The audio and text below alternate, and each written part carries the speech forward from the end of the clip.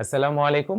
আজ বছরের তৃতীয় দিন আর প্রতিদিন একটি করে শুদ্ধ উচ্চারণ শেখার প্রক্রিয়ায় আজকে আমি হাজির হয়েছি ৩ নম্বর শব্দটি নিয়ে। আজকের শব্দটি অত্যন্ত গুরুত্বপূর্ণ। আমরা কমনলি শব্দটা অনেক ইউজ করি। আমরা সাধারণত শব্দটি বলি এজেন্ট। অ্যাকচুয়াল প্রনাউন্সিয়েশন এ আসলে শব্দটি এজেন্ট বা এজেন্ট নয়, উচ্চারণটা হয়ে যাবে এইজেন্ট। আমরা যে বলি সেলস এজেন্ট, মার্কেটিং এজেন্ট কিংবা রয়ের এজেন্ট, উচ্চারণটা আমরা এখন থেকে এজেন্ট বলবো না, এইজেন্ট। আসলে এখানে এ, এ, এই কিছু সূক্ষ্ম পার্থক্য রয়েছে। আমরা যদি একটু খেয়াল করি, ব্যাট, বেট, বেইট, তিনটা ভিন্ন ভিন্ন উচ্চারণ।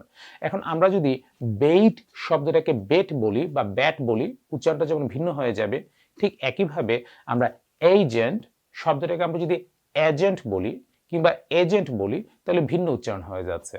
এই বিষয়গুলো আমরা খেয়াল রাখার চেষ্টা করব। এখন থেকে আর এজেন্ট নয়, এইজেন্ট, সেলস এজেন্ট, মার্কেটিং এজেন্ট কিংবা রয়ের এজেন্ট। ধন্যবাদ।